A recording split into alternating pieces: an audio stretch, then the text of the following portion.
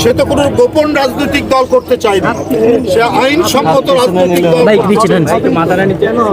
যদি তার উদ্দেশ্য খারাপ থাকতো তাহলে গোপন রাজনৈতিক দল করে রাষ্ট্রবিরোধী অনেক কার্যকলাপ করত, কিন্তু রাষ্ট্রবিরোধী কার্যকলাপ তো করেইনি, বরং রাষ্ট্রের স্বার্থে, দেশের স্বার্থে, স্বাধীনতার স্বার্থে, গণতন্ত্রের স্বার্থে এই নেতা সেই কথা বলেছে। আমি দেখেছি সে গলার মধ্যে মোবাইল ঝুলিয়ে আগ্রাসনের বিরুদ্ধে কথা বলেছে, স্বাধীনতার সপক্ষে কথা বলেছে।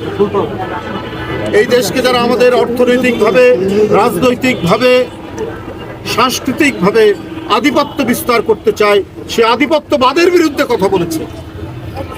আজকে তার নিবন্ধন দেওয়া হচ্ছে না, তাহলে আপনারা কাদের নিবন্ধন দেবেন?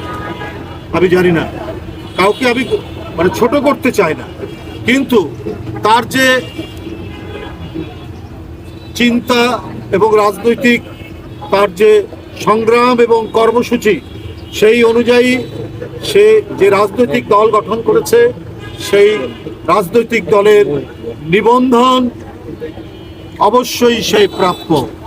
এবং এই ন্যায়সঙ্গত কারণে যে অবস্থান ধর্মঘট অনশন করছে, তার এই 50 ঘন্টা যে অনশন করছে, এই অনশন কর্মসূচির প্রতি আমি বাংলাদেশ জাতীয়তাবাদী দল বিএনপির পক্ষ থেকে পূর্ণ সংহতি জ্ঞাপন করছি। ধন্যবাদ।